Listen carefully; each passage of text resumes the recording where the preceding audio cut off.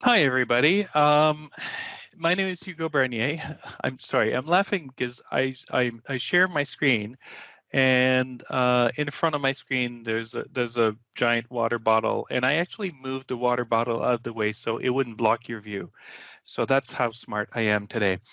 All right, so my name is Hugo Bernier. I'm a cloud solution architect at Microsoft, and today I'm going to be talking about exposing business data in Viva Connections or in SharePoint or in Teams with custom diagram web parts. So what I'm going to show you today is a series of web parts actually that I built more than 3 years ago with SPFx 171.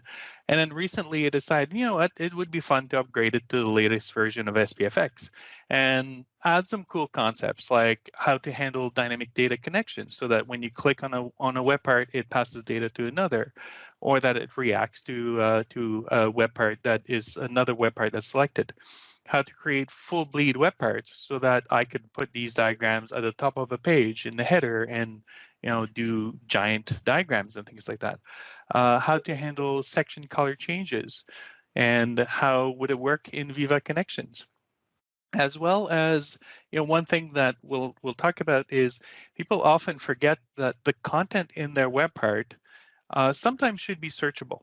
Right, and so how to make the content inside the web part appear as part of the search results on a page so that people can actually find the stuff. Otherwise, it's as if you had all your content in a picture and nobody can find it.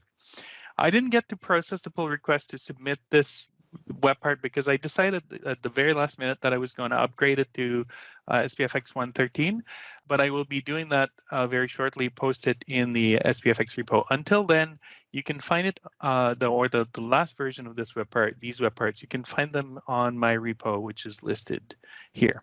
All right. So let's talk about what these web parts do first, right? So sometimes you have some business data that you need to show in a compelling way, and charts and tables are just not going to do it, right? Maybe you want to show a business process or a decision tree or maybe a sequence diagram.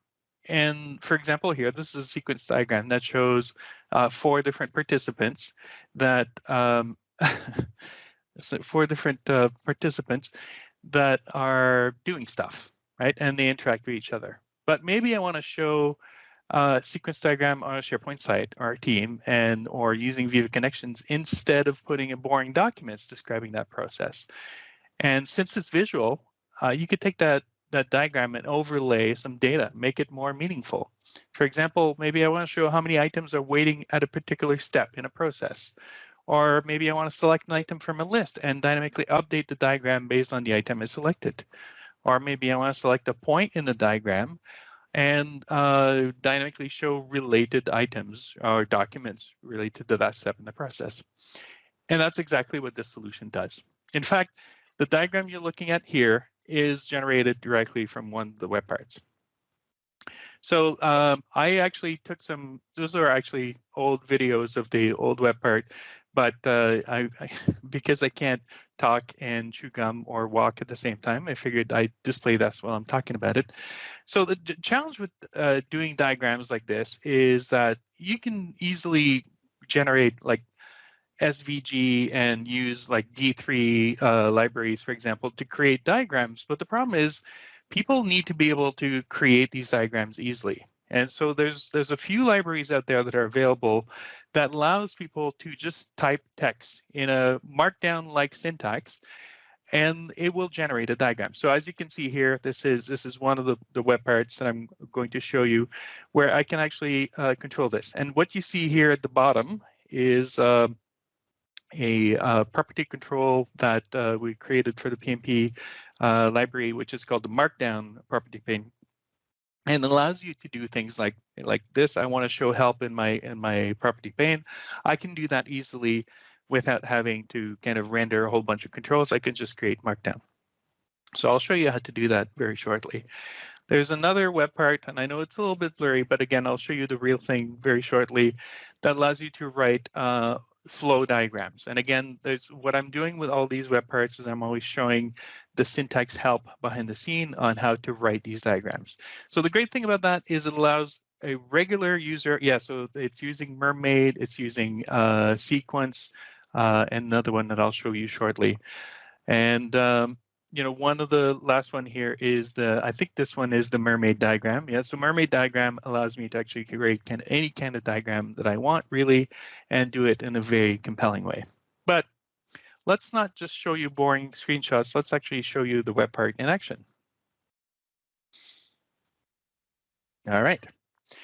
So the one thing I want to point out is that when you create a web part and people drop the web part on a page, it's always a great idea, like, to give people kind of a good experience, right? So don't just drop a web part and start screaming at people saying, hey, there's an error in your diagram if you didn't put any information in there, right? So there's a PnP reusable control called the placeholder control, which will actually give you this experience that you see here. So when the diagram doesn't have text, it should show you, hey, create your diagram. And to get started, enter your diagram text and click on configure.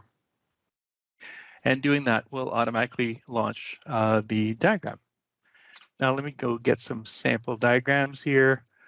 So for example, I can just grab a graph and it'll actually display it dynamically. Now I can just update it here directly, you know, and it'll work too. What do I want here? I don't want an iPhone. I want a Surface Duo, which is awesome, by the way. So you can actually update that dynamically, and as you can see, it just dynamically updates the text.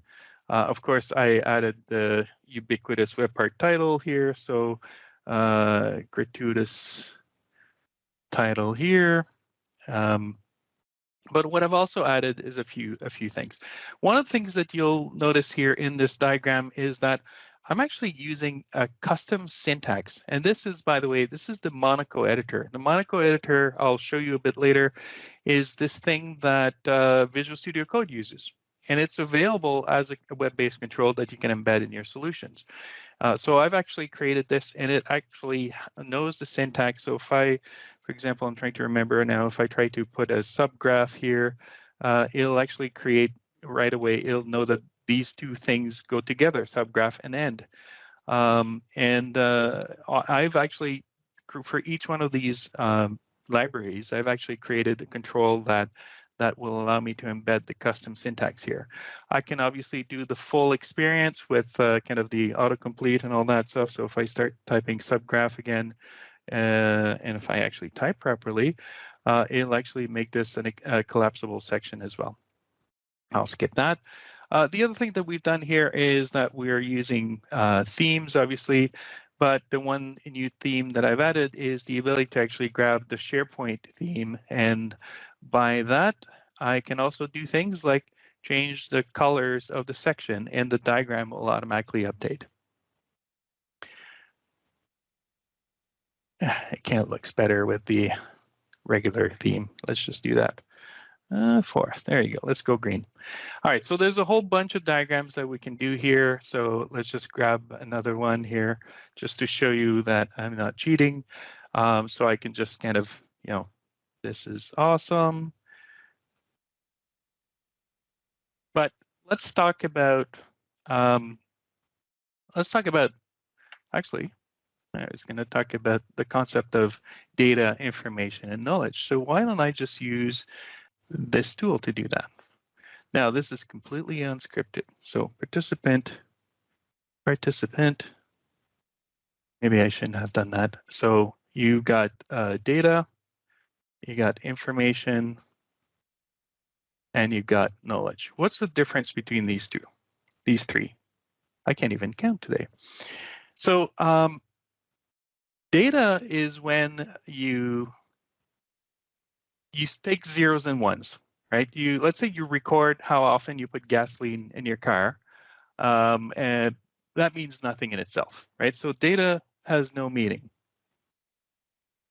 But when you take data and you add context to it, so for example, if I took how often I put gas in your car, and I put it against a calendar, and I look at a calendar, and I see that you're putting gasoline in your car every Fridays and every Mondays, that starts meaning something. right? It starts meaning that maybe you commute somewhere during the week, and maybe on the weekends you go somewhere far away, or you do donuts in the parking lot, but you're doing something on the weekend that consumes as much gas as during the week.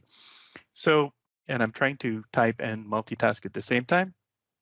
But so that means that when you add context to data, it becomes information. And that means that information has meaning, right?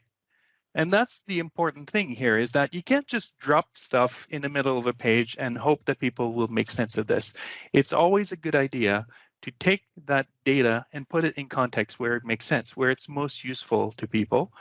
And that will start giving that data meaning. Now, what's the difference between information and knowledge? Because people have a tendency to use these things interchangeably. Well, knowledge is experience, is rules of thumbs, it's beliefs, and that resides in people's brains. So that means that in order to take information and to make it knowledge, you need to add people, right?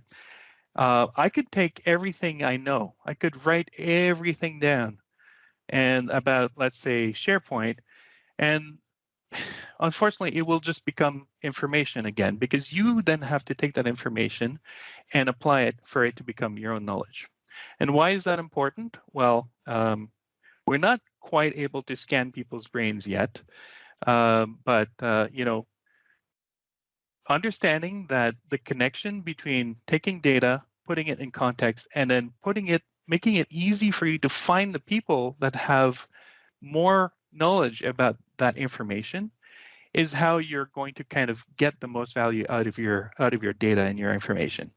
And this is where concepts like Viva Connection comes in, because you're able to actually take stuff that wouldn't matter for people and bring it at a point where it makes sense for people by giving it context.